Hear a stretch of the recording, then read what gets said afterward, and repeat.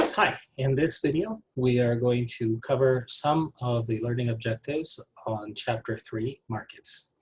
This is the second video lecture in your series of lectures on markets.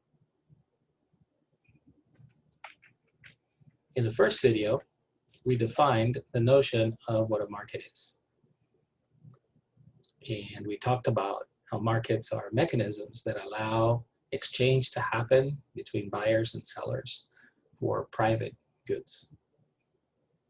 In this particular session, we're going to cover the following two objectives. We're going to talk about the demand side of a market, how to construct a market model of demand called the demand curve, and how to distinguish between changes in the actual demand for a product versus changes in the quantity demanded by consumers. One will be characterized by a shift of the demand curve that we will construct.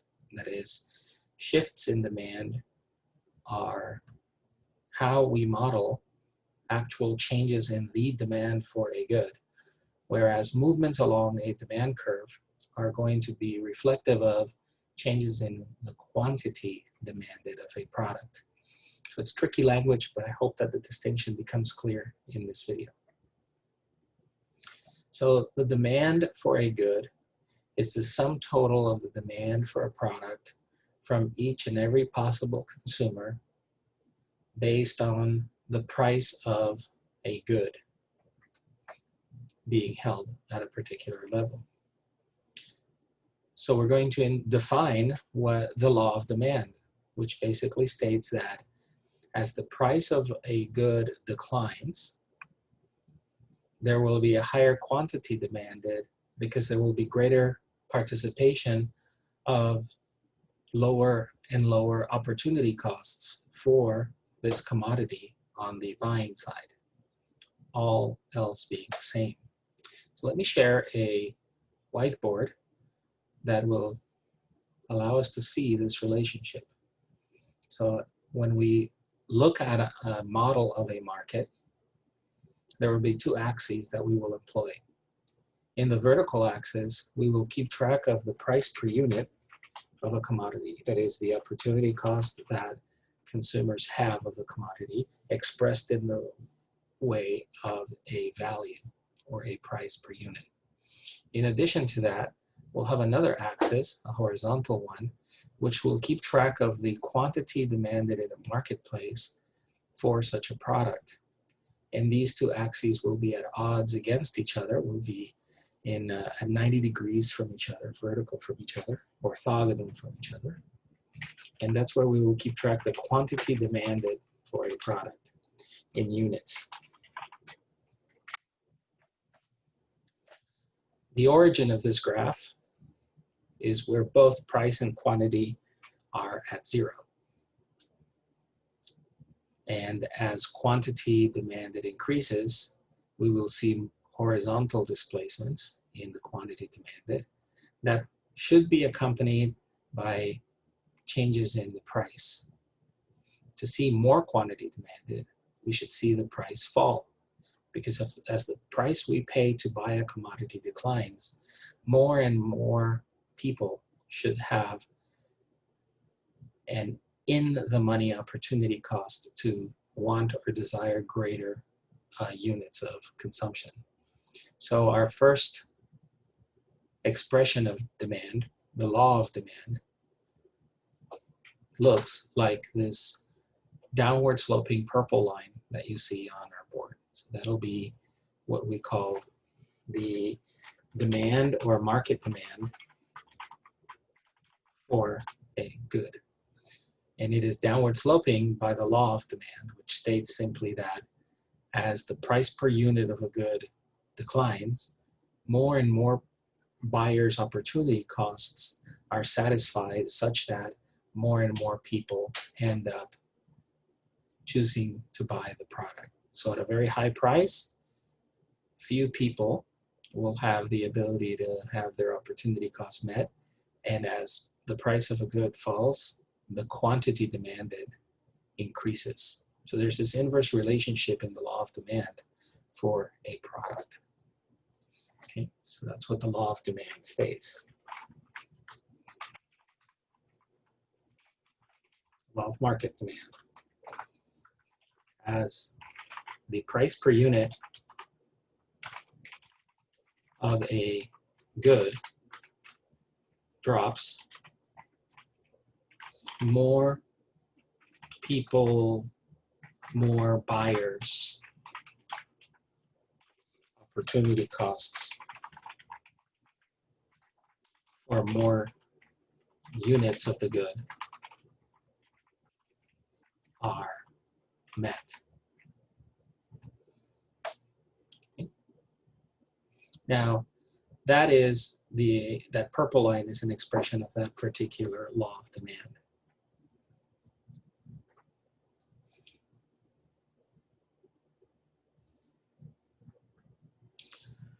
In this particular graphic, we see an example that is more quantified of the demand schedule or market demand function for cell phones.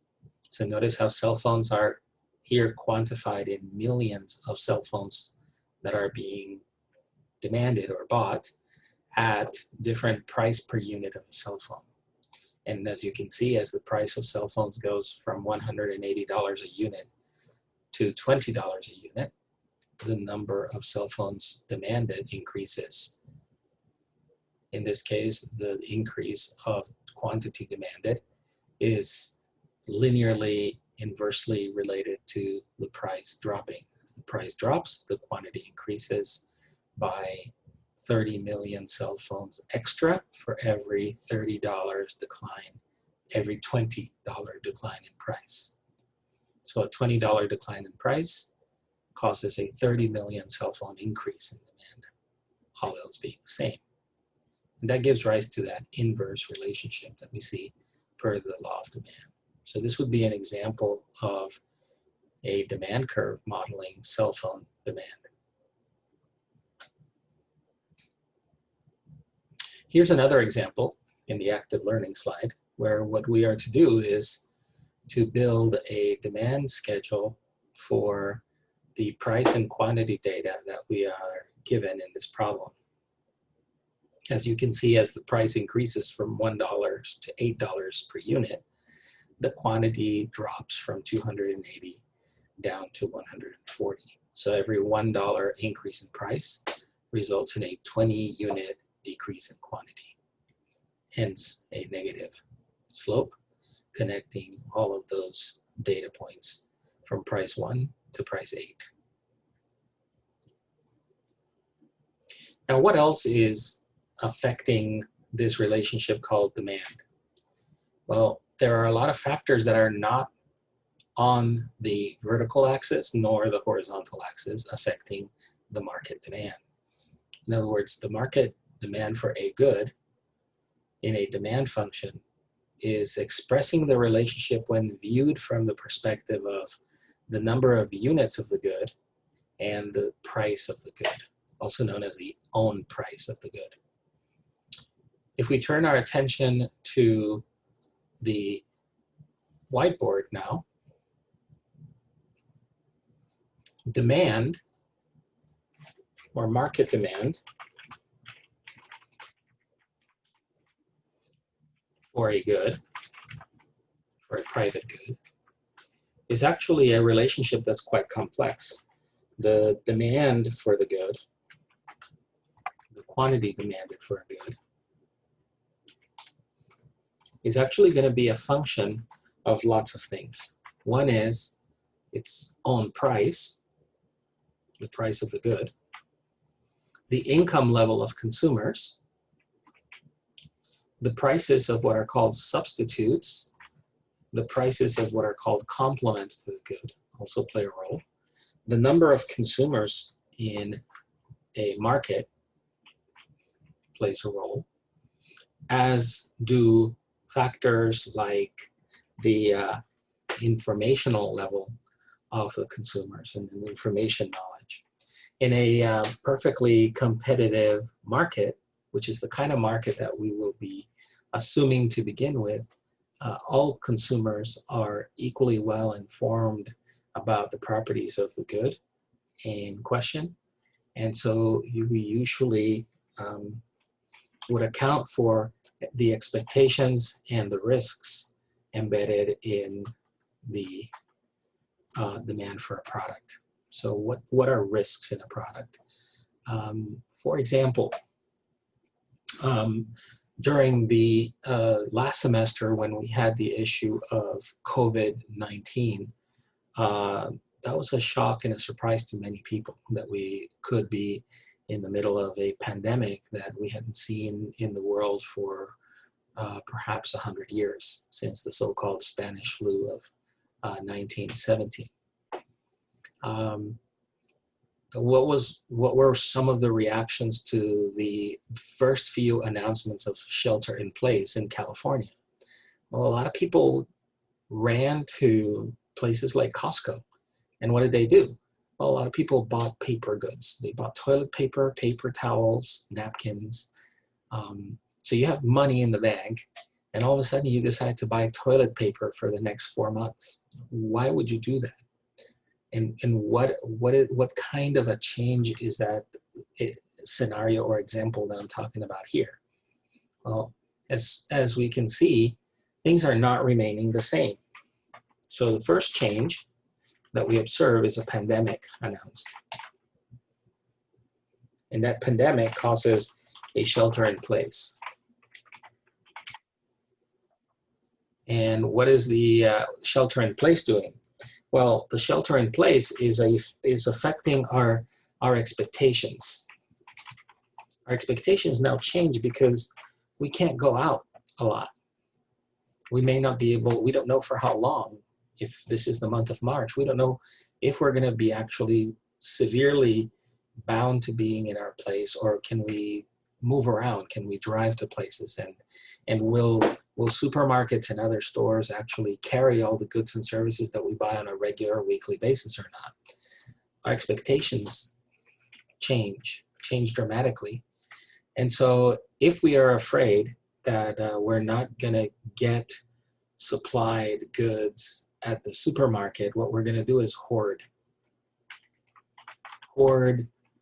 imported goods, hoard goods that require transportation, a long distance transportation.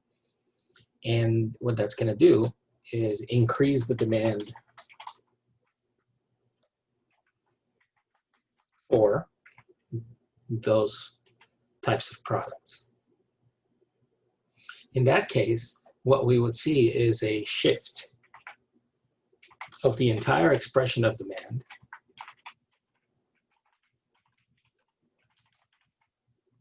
and it would be a rightward shift. So in the right direction, in the increasing quantity direction.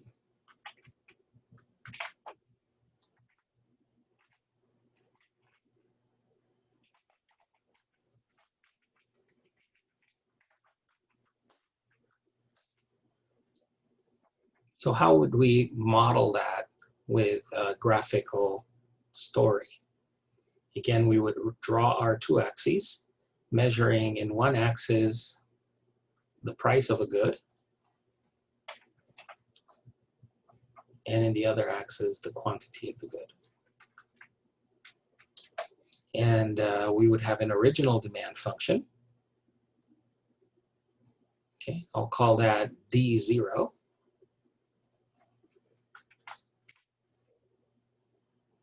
And then as the expectations change due to the uncertainty from the pandemic, we see the entire curve of demand shifting to the right. And we see what is called an increase in demand.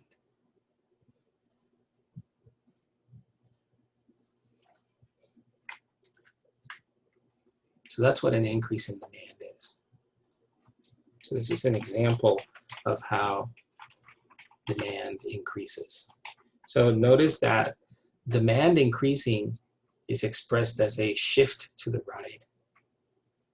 If, on the other hand, we're trying to describe a change in quantity demanded, then that's going to be something that actually is measured on the horizontal axis. That's where changes in quantity happen. And those are going to be mirrored or reflected onto the demand schedule in question. So before the shelter-in-place notification, we might have had a certain level of demand for paper products. And as we move to higher demand, we might also see an increase in the actual quantity demanded, as well as a change in the price situation per unit of the good in question. So in this case, before the pandemic, we would see a point like the point that I'm labeling called point A. And after the pandemic, we would see a point like the point that I'm calling point B. In a totally different demand structure. And that's what we call a change in demand. So this is an example of an increase in demand, not just in quantity demanded, but in demand. A change in quantity demanded is expressed in a different way. A change in quantity demanded is simply expressed as a movement along an original curve for demand.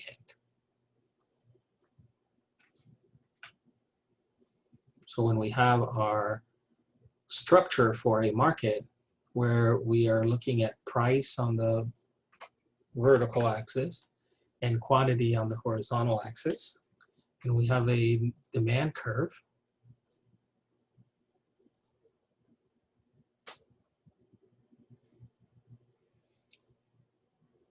a change in quantity demanded is something that occurs within the confines of one demand curve.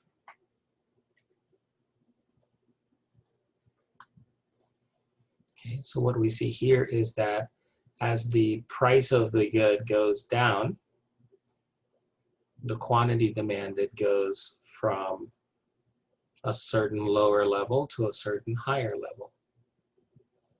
And that's called a change in quantity demanded.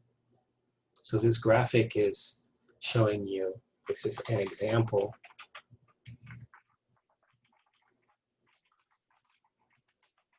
of a change in quantity demanded.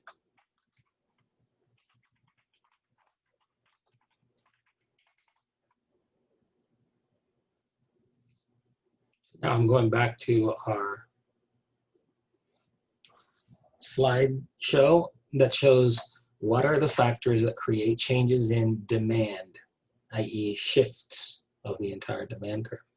Well, they're typically non-price determinants like the preferences of consumers, which is a cultural attribute, the number of people who are consuming that product, the income level of people, the expectations that people have along with risk factors that may affect those expectations, and then the prices of substitutes and complements.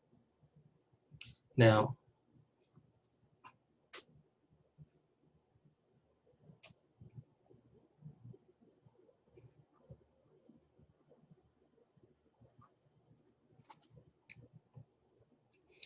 going back to the cell phone example in this slide that you see right now, you notice how the demand for cell phones is shown to decrease.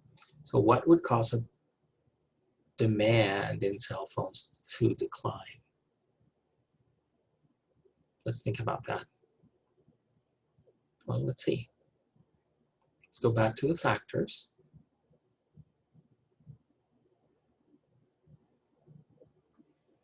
Maybe people turn away from cell phones because they find out that there are medical risks to using cell phones because of radiation. Perhaps a researcher identifies that there are a lot of risk factors to using cell phones with respect to brain tumors or the development of dementia or whatnot. If that were to happen, fewer people would be happy to be using cell phones for communication, and their demand would decline. Since that is not a price-based change in circumstances, what that will do is it will lead to a shift to the left of that demand curve.